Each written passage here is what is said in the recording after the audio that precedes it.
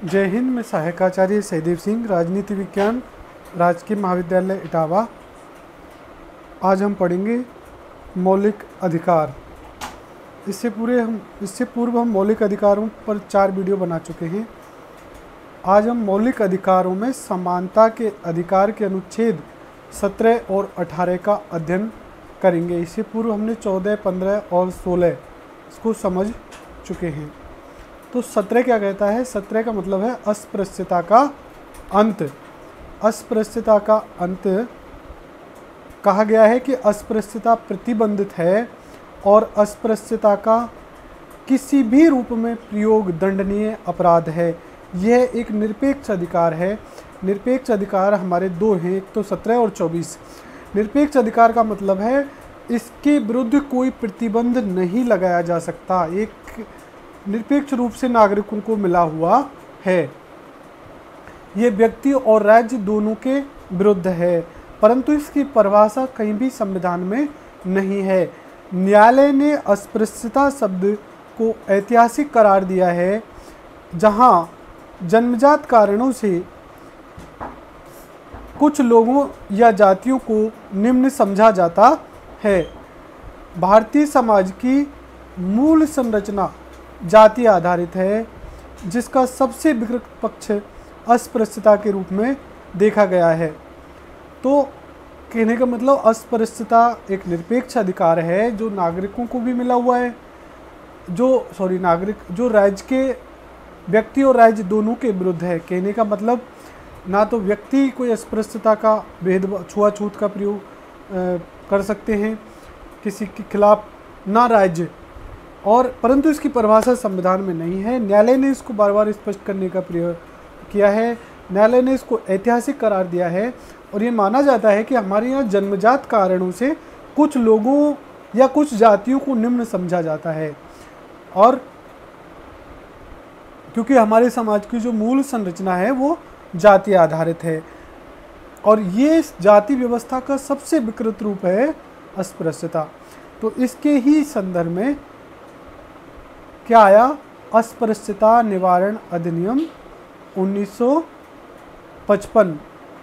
अस्पृश्यता निवारण 1955।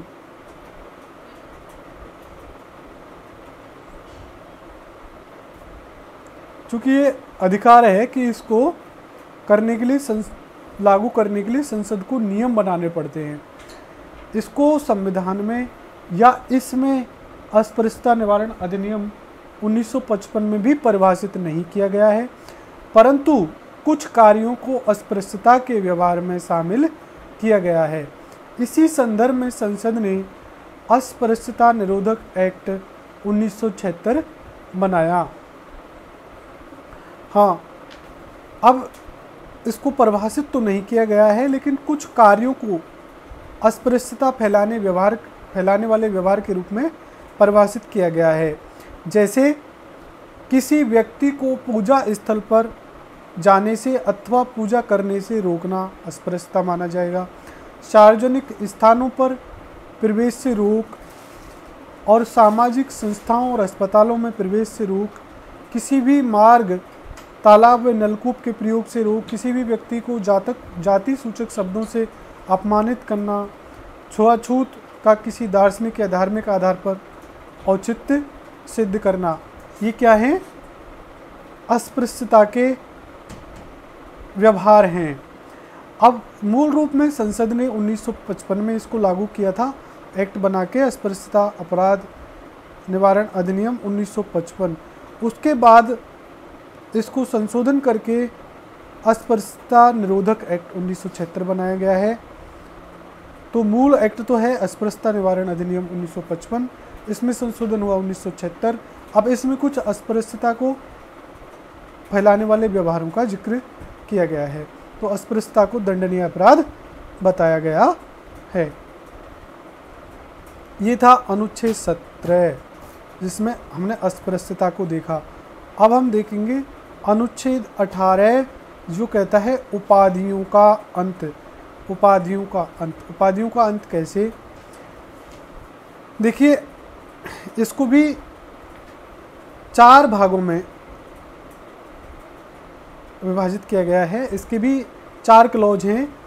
पहला है 18(1) अनुच्छेद आर्टिकल 18(1) राज्य के द्वारा उपाधियों पर प्रतिबंध, अनुच्छेद 18 का क्लॉज 1। विदेशी राज्य से उपाधियों पर प्रतिबंध, 18 क्लॉज 2। और राष्ट्रपति की सहमति से उपाधि, 18 क्लॉज 3। उपहार, भेंट व उपलब्धियों पर प्रतिबंध, आर्टिकल 18(4)। तो आइए देखते हैं कि राज्य के द्वारा उपाधियों पर प्रतिबंध 18 का क्लॉज 1 ये क्या कहता है। यानी किसी भी प्रकार की उपाधियां राज्य के द्वारा प्रदान नहीं की जाएंगी, परंतु राज्य अकादमिक व सैन्य उपाधियां प्रदान कर सकता है। कहने का मतलब अकादमिक और सैन्य उपाधियों को छोड़कर अन्य किसी भी प्रकार की उपाधि राज्य के द्वारा प्रदान नहीं की जाएगी।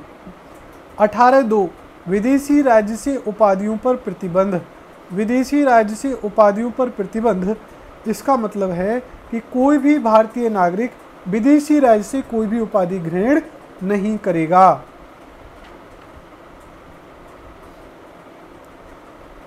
तो 2 हो गए राज्य के द्वारा उपाधियों पर प्रतिबंध, यानी राज्य सैन्य और अकादमिक उपाधियों के अलावा अन्य कोई उपाधि प्रदान नहीं करेगा। 2 उपाधियों पर प्रतिबंध, यानी कोई भी भारतीय नागरिक विदेशी से कोई भी उपाधि ग्रहण नहीं करेगा। तीसरा है 18 का क्लॉज 3 राष्ट्रपति की सहमति से उपाधि, 18(3). तो इसमें बताया गया कि राष्ट्रपति की सहमति से कौन उपाधि ग्रहण कर सकता है। ऐसा व्यक्ति जो भारत का नागरिक ना हो लेकिन राज्य के अंतर्गत किसी ट्रस्ट में किसी पद पर हो, तो वह राष्ट्रपति की सहमति के बिना किसी विदेशी राज्य से उपाधि ग्रहण नहीं कर सकता, यानी उसके लिए राष्ट्रपति की सहमति आवश्यक है। 18(4) उपहार, भेंट व उपलब्धियों पर प्रतिबंध। उपहार, भेंट व उपलब्धियों पर प्रतिबंध। ऐसा व्यक्ति जो राज्य के अंतर्गत स्थापित किसी ट्रस्ट में कार्य कर रहा हो, वह राष्ट्रपति की सहमति के बिना किसी विदेशी राज्य से उपहार, भेंट या उपलब्धि प्राप्त नहीं कर सकता। उपहार, भेंट व उपलब्धियों पर प्रतिबंध 18(4) में है। और ये किसके लिए मना करता है? ऐसा व्यक्ति जो राज्य के अंतर्गत स्थापित किसी ट्रस्ट में कार्य कर रहा हो, वह राष्ट्रपति की सहमति के बिना किसी विदेशी राज्य से उपहार, भेंट व उपलब्धि, यहाँ उपहार, भेंट व उपलब्धि की चर्चा है। अब है पुरस्कार व उपाधि। अब यहाँ पुरस्कार और उपाधि में क्या अंतर है ये बता दिया जाए। देखिए 1954 में भारत सरकार ने 4 प्रकार के सम्मान प्रारंभ किए थे। भारत रत्न, पद्म विभूषण, पद्म भूषण, पद्मश्री। आलोचकों ने कहा कि प्रतिष्ठा एवं समता के अधिकार के विरुद्ध हैं। तो 1977 में जनता पार्टी की सरकार आई और इनको समाप्त कर दिया। 1980 में इंदिरा ने पुनः इनको प्रारंभ किया। इंदिरा गांधी की सरकार ने 1980 में इनको पुनः प्रारंभ किया। फिर न्यायपालिका ने कहा कि उपाधि और पुरस्कारों में अंतर होता है। भारत रत्न जैसे पुरस्कार सामंतवादी उपाधियां नहीं हैं। समानता का अभिप्राय ये नहीं है कि विशिष्टता व गुणवत्ता का सम्मान ना किया जाए, ये न्यायालय ने कहा। न्यायालय ने क्या कहा कि न्यायपालिका ने कहा कि उपाधि और पुरस्कार में अंतर होता है। भारत रत्न जैसे पुरस्कार सामंतवादी उपाधियां नहीं हैं। चूँकि इन उपाधियों का जो अंत किया गया था, ये किस लिए किया गया था कि अंग्रेज लोग हमारे यहाँ पर उपाधियाँ लोगों को देते थे फूट डालने के लिए। क्योंकि उपाधियों का जो अंत की बात है, ये क्या है कि भारत एक लोकतंत्र है और लोकतंत्र में व्यक्ति का महत्व उसकी क्षमता और योग्यता से होता है, ना कि उसके जन्म से। जब राष्ट्रीय आंदोलन चल रहा था तो उस समय नेताओं के द्वारा शिकायत की जाती थी कि ब्रिटिश शासन साम्राज्यवादी है और अपने हित में सार्वजनिक जीवन को भ्रष्ट करने के लिए उपाधियां प्रदान कर रहा है। इसी प्रकार से जेबी कृपलानी ने उपाधियों पर संविधान सभा में तीखा आक्षेप किया था।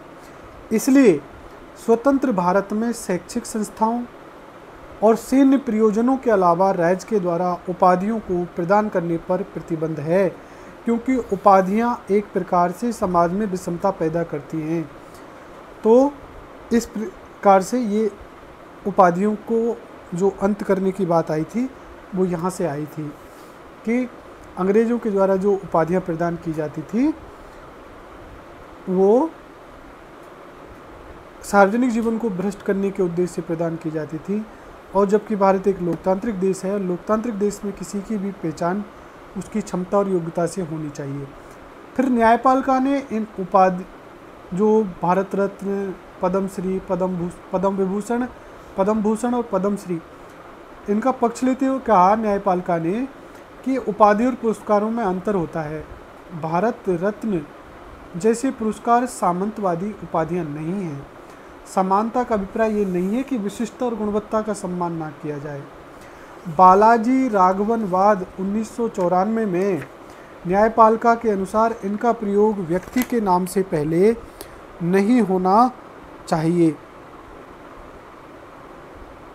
तो इस केस में न्यायपालिका ने क्या कहा कि एक तरह से उपाधि और पुरस्कार में अंतर होता है।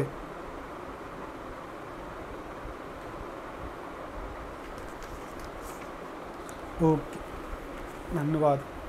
आज के लिए इतना ही।